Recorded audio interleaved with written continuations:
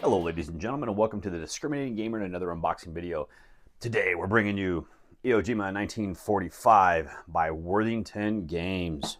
Okay, now this is a game for one player, ages 14 and up, and victory within about an hour. Now this is a system, if you've played the Tarawa 1943, this is going to be that same system. You're already going to be familiar with that game. Now Cody has talked a lot about that game, and I've never had a chance to play it. So this one here, I'm actually really excited to get to the table and finally play it, because he said it's a really good solitaire game. And I do like these solitaire games like this. Worthington's done a great job on these. So I'm really excited to look at this. And I got to tell you what, this artwork right here on this cover, that is absolutely fantastic. Just take in the glory of this. This is just beautiful art. All right. I love a game that's got great artwork. Just look at that thing. That is just fantastic. I like how the flag even wraps around into the box. Superb. Okay, you know me. I rant and rave about art a lot. I love it. Okay, now if I can only draw or do art myself, I'd be very happy. Now the first thing we're going to get is we're going to grab the rule book. Okay, it's only going to be 12 pages long. All right, looks like we got some dice results for the attacks. Japanese fire attack. And their bonsai attacks for 5 dice. All right, so let's take a look inside this rule book. Let's kind of get an idea of what it's going to look like. Try to keep the glare out of the way. As usual, some of these companies like to make these rule books super glossy. Kind of like the ones that are kind of more of a matte finish. All right, looks like I might have to sticker some stuff, but you know, I've done that a lot, and I'm not afraid to do it. So I've done enough of them to where it's pretty simple and pretty fast for me.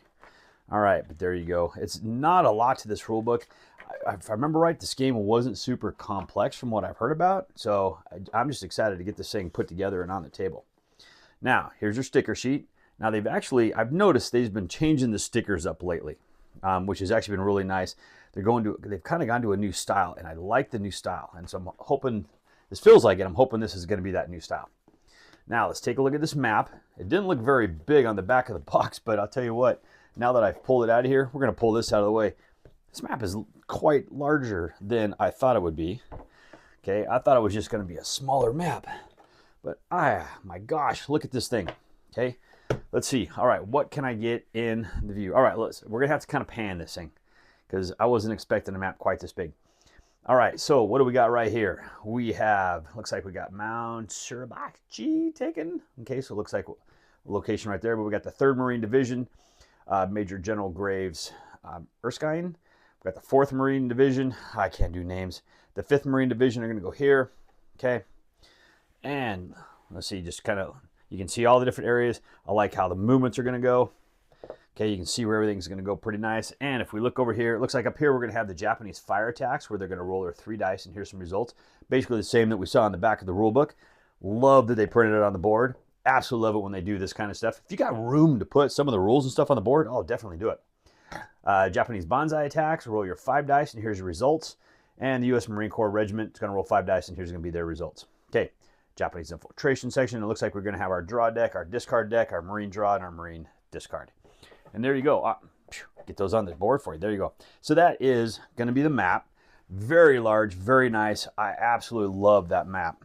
Okay, I like it when they can give us a nice big map and they don't just make everything just super compressed and super tight down onto the table.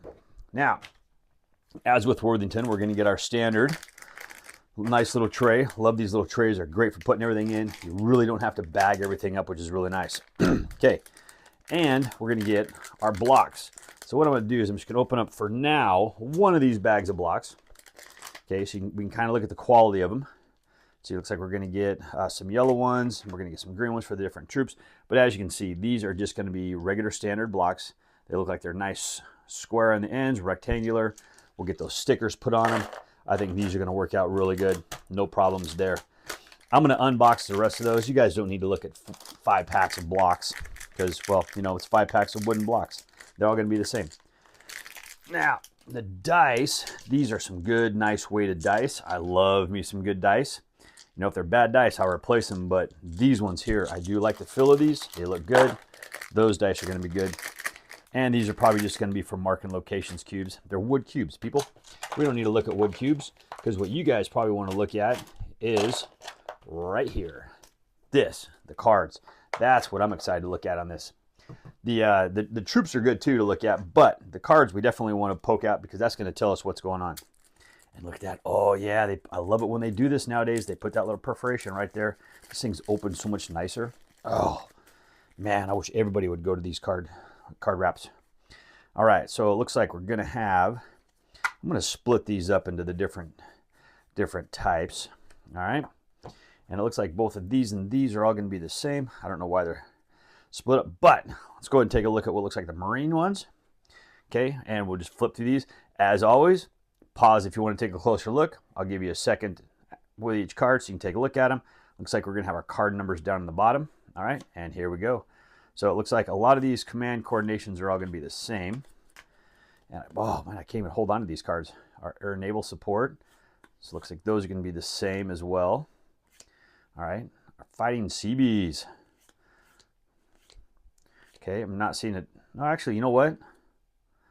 Oh, it looks like we're going to have some flavor text down here on the bottom. Okay, so when you play the game, you're going to have some nice, good flavor text, but it looks like the cards themselves are all going to be the same. Okay, then we'll have our flamethrower.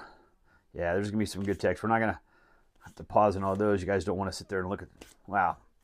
Some of you may want to read all this flavor text and all these cards as I'm going through, but we got our dug-in for our bunkers. We got some replacements.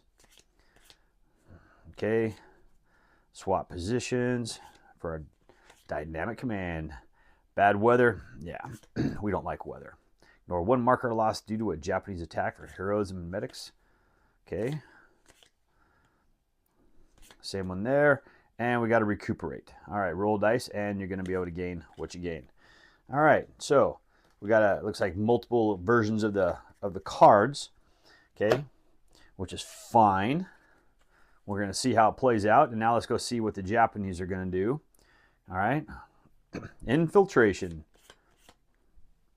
Little troop movement, yeah, and again, like I said, there's going to be some different flavor text, so you guys can kind of pause on some of these and read some of the flavor text if you want.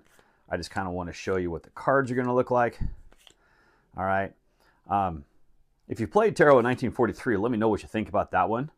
Like I said, I've heard really good stuff about that game.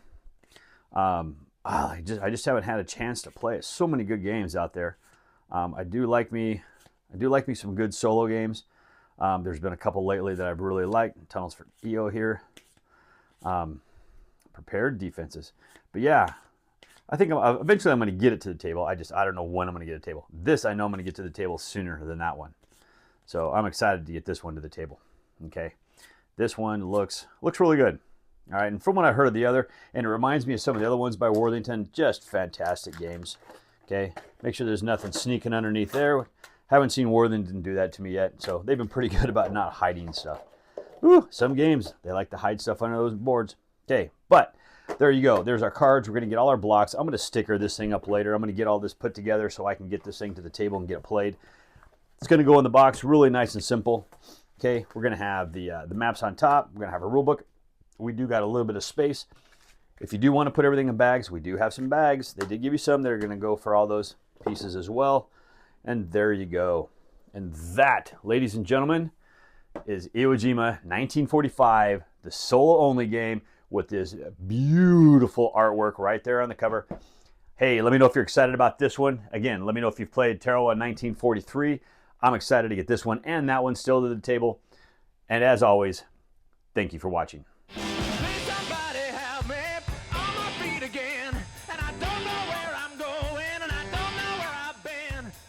With 2 hits on that guy, right? Yeah. I had 4. Nothing.